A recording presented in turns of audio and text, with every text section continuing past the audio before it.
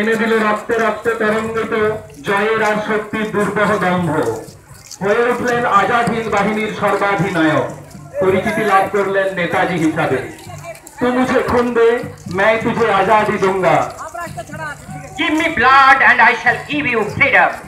তার এই উদাত্ত আহ্বানে প্রতিটি ভারতবাসী জাতি ধর্ম বৃত্তি বর্ণের ভেদ ঘুচিয়ে তার পতাকা তলে হলেন সমবেত। সর্বভারতীয় নেতা আজাদ হিন্দ বাহিনীর প্রতি নির্দেশ দিলেন, এগিয়ে চলো সৈনিক, দূরে বহু দূরে স্রোতস্বিনীর অপর তীরে বনানীর অন্য প্রান্তে ওই পর্বতমালার সীমান্তে দেখা যাচ্ছে ভগবানের আশীর্বাদ ফুট ভূমিকুণ্ড আমাদের জন্মভূমি। আমরা সেই মাতৃভূমিতে প্রত্যাবর্তন করব।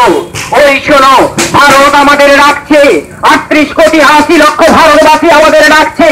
জাতির রক্তধারায় কলকল্লোলে সে আহ্বান শুনছি, ওঠো জাগো, অস্ত্র তুলে নাও, চলো দিল্লি। বিধাতার বিধানে হয়তো আমাদের মৃত্যুবরণ করতে হবে। দিল্লি অভিযানে পথের গুলি করা চুম্বন করে আমরা কি দাঁড়াতে হবে? দিল্লি পথের ধুলায় রয়েছে আমাদের স্বাধীনতার পথ। চলো দিল্লি, চলো দিল্লি।